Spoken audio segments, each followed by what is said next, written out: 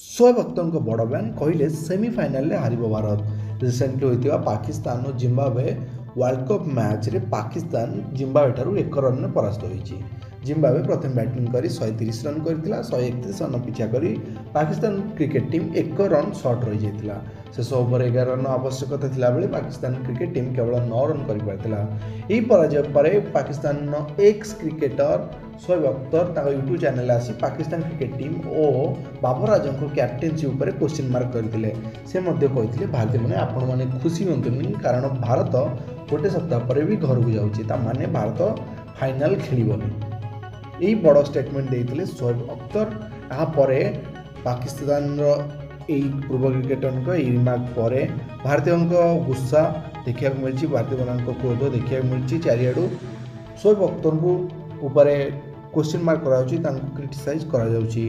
दर्शक मैंने आपण मान कौन राय, भारत फाइनाल खेल कि ना वीडियो कमेंट रे लिखि हमको जनातु।